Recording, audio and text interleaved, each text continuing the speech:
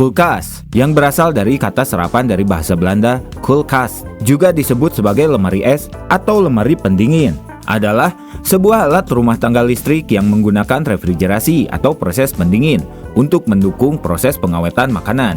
Sekitar 99,5% rumah di Amerika Serikat memiliki kulkas. Kulkas bekerja menggunakan pompa panas pengubah fase beroperasi dalam sebuah putaran refrigerasi. Kulkas industri adalah kulkas yang digunakan untuk kebutuhan industri, seperti di restoran atau supermarket. Pada zaman dahulu sebelum adanya kulkas, untuk mengawetkan makanan, orang-orang akan membawa makanan mereka ke pinggir danau yang bersalju. Tradisi ini biasanya dilakukan oleh orang Eropa yang bertujuan untuk menjaga agar bahan makanan dapat tetap awet dan tahan lama. Seorang ilmuwan Skotlandia yang bernama William Cullen dari Universitas Glasgow melakukan pengembangan sebuah mesin pendingin sederhana pada tahun 1764. William Cullen sendiri merupakan seorang ahli kimia, fisika, dan juga ahli dalam bidang kedokteran yang mengetahui bahwa makanan akan menjadi awet bila didinginkan. Dari hasil penelitiannya disebutkan bahwa bakteri tidak dapat berkembang biak pada media dingin. William Cullen kemudian memfungsikan pompa untuk membuat vakum parsial di atas sebuah wadah dietil ether yang kemudian dipanaskan. Adanya tekanan dari uap air hasil proses pemanasan tersebut kemudian menciptakan bongkahan es kecil. Namun, pada saat itu, hasil penelitian dari William Cullen tersebut belum dikomersilkan atau dipatenkan. Setelah diteliti oleh William Cullen, teknologi mesin pendingin ini kemudian dikembangkan oleh Jacob Perkins yang berasal dari Amerika Serikat dan bekerja sebagai pengrajin emas. Jacob Perkins sendiri sebelumnya telah banyak melakukan penelitian tentang penemuan lemari pendingin. Kulkas atau lemari es hasil buatan Jacob Perkins terinspirasi dari catatan William Cullen.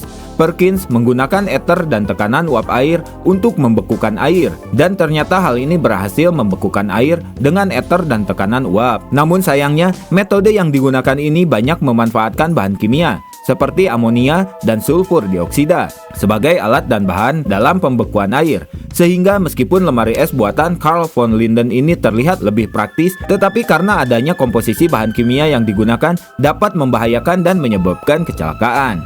Setelah dari masa ke masa mengalami perkembangan, sekarang kulkas lebih banyak menggunakan bahan freon sebagai media pendinginnya. Freon itu sendiri diketahui memiliki dampak yang tidak baik bagi lingkungan karena bisa menyebabkan rusaknya lapisan ozon. Untuk mensiasatinya, muncullah teknologi baru pengganti freon, yaitu teknologi hydrofluorokarbon atau HFC yang diklaim lebih ramah lingkungan.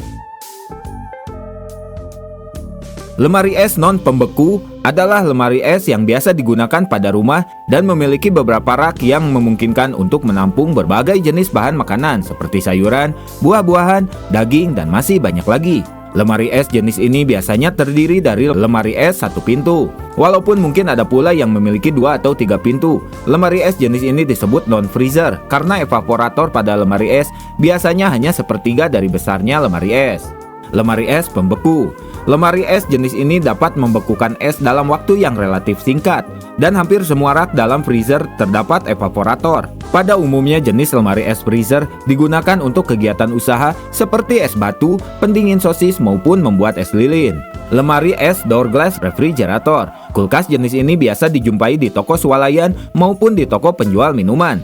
Lemari es ini memiliki pintu yang terbuat dari kaca transparan, sehingga memungkinkan botol minuman terlihat dari luar. Temperatur yang dihasilkan lemari es kaca ini berkisar antara 9-15 derajat Celcius. Kulkas jenis ini tidak akan membekukan minuman yang berada di dalamnya, tapi hanya menyegarkan dan mendinginkannya saja. Kulkas terdiri dari lemari pendingin atau lemari pembeku atau keduanya. Sistem dua lemari ini diperkenalkan pertama kali oleh General Electric pada tahun 1939. Beberapa kulkas sekarang dibagi menjadi 4 ruang untuk penyimpanan jenis makanan yang berbeda, yakni minus 18 derajat Celcius untuk pembeku, 0 derajat Celcius untuk daging, 4 derajat Celcius untuk pendingin, 10 derajat Celcius untuk sayuran, dan berbagai jenis bahan makanan.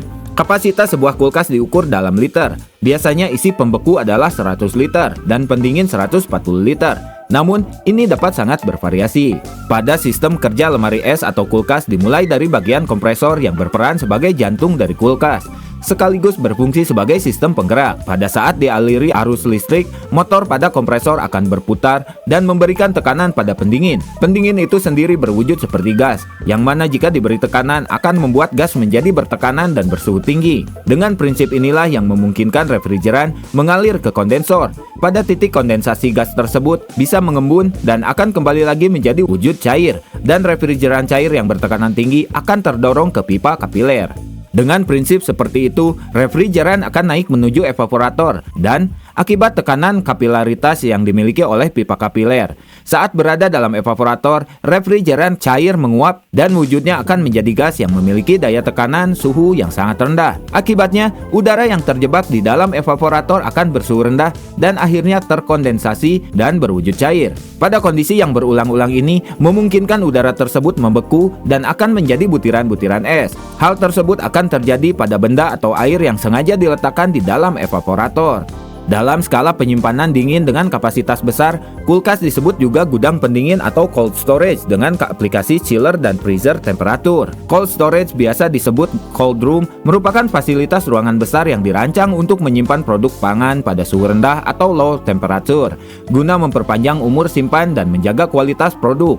Fasilitas ini menjadi elemen krusial dalam industri pangan, terutama untuk produk-produk yang mudah rusak seperti daging, ikan, buah-buahan, dan sayuran. Nah, itu dia sekilas tentang sejarah kulkas. Jangan lupa like, komen, dan subscribe channel ini untuk mendapatkan informasi terbaru lainnya. Jangan lupa bahagia dan sampai jumpa.